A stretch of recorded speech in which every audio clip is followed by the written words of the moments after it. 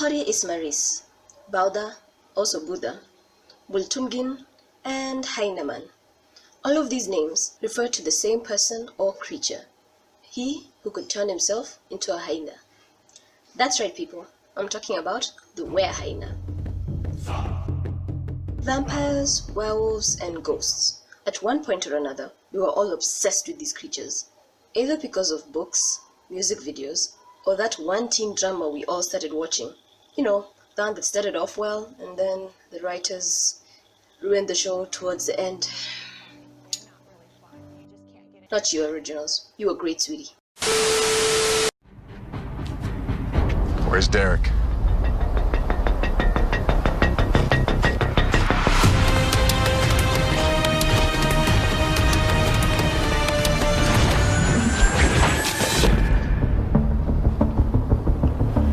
Someone certainly enjoys making an entrance.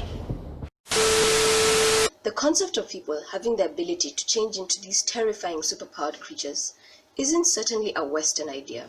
They may have popularized the idea, but shape-shifting creatures were common even among African mythology. One famous one was the were-hyena. Majority of the tales of the were-hyena come from parts of East and Western Africa. They vary from region to region, but have similar traits or backgrounds. A man or a woman had the ability to change into a hyena, or a hyena-like man. They didn't need the moon to change, unlike werewolves. They fed on human flesh, or sometimes the corpse of a human flesh, and in all stories, they were evil. According to the Ethiopian culture, it was believed that every blacksmith didn't only learn the art, but it had to be hereditary. Yes, people, if you wanted to make cool weapons with fire and metal, the art had to run in your veins.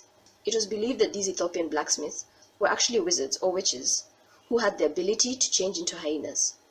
But the transformation power was awoken when they were jealous or had the evil eye. These hyena men were referred to as Bauda, also Buddha. These blacksmith were-hyenas were also believed to be grave robbers. Back up. Ethiopians had sword-making, magic-wielding were-hyenas. Okay, that's low-key cool. It makes sense though. I mean, everyone knows you have to have power to control metal and fire.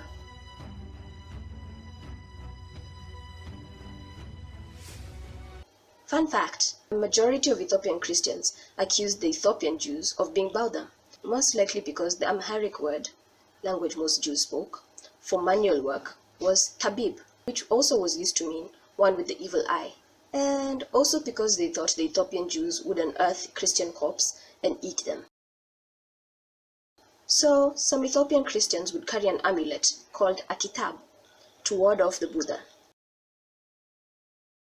In Somalia, it is traditionally believed that the Qori Ismaris, meaning one who rubs himself with a stick, was a man who could transform himself into a were-hyena.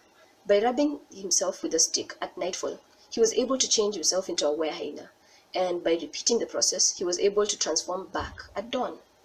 I tried looking for more info on the Somali version, the Qori Ismaris, because obviously I had questions, like, why a stick? Any significance? But all the information I got was in Somali.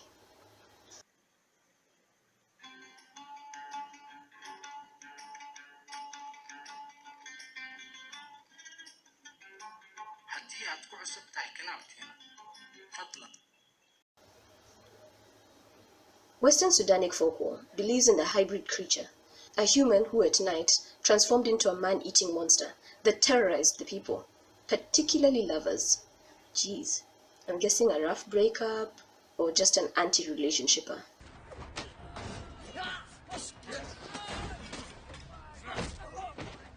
The creature is often portrayed as a magical, powerful healer in its human form, but distinguishable through signs like hairy body, red and gleaming eyes, and a nasal voice. In Morocco, those among the Berber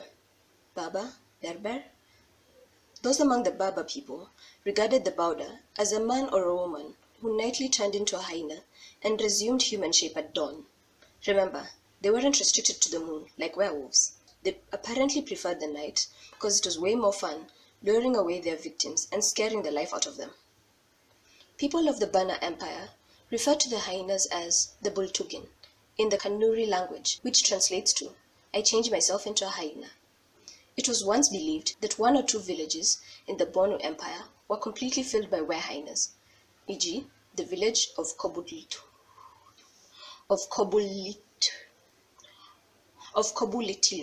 About the facts. Besides having the ability to shape-shift into hyenas, or a cross between hyena and man, and having super strength and speed, the Bauda also had other features. Apparently, the Bauda had the ability to mesmerize its victims by using its eyes or its pheromones, which sent the victims into a hypnotizing trance, basically compulsion. You're frightened. Don't be.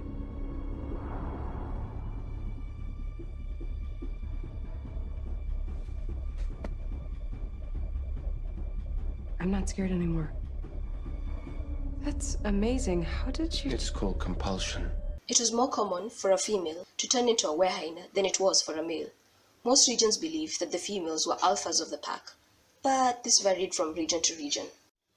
Hyena men, women, and children were said to be different in appearance, described as these huge, sometimes hairless creatures, except for a tuft of hair on their upper back, which means they were hairy in their human form, and hairless with a tuft when they were in their were-hyena form.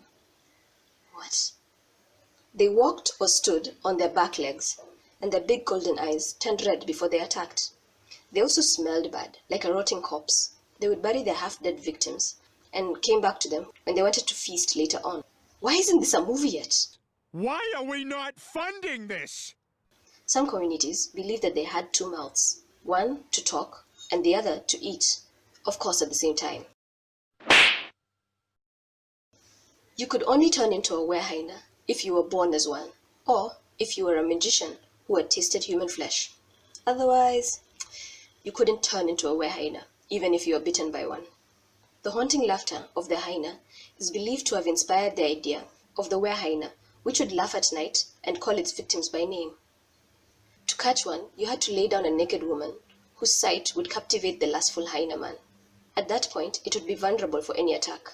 That's all we have for today. Thanks for watching. And remember, if you're dating a lady from West Sudan, high chances she's a Bauda. So don't break her heart, or else. Run. Bye!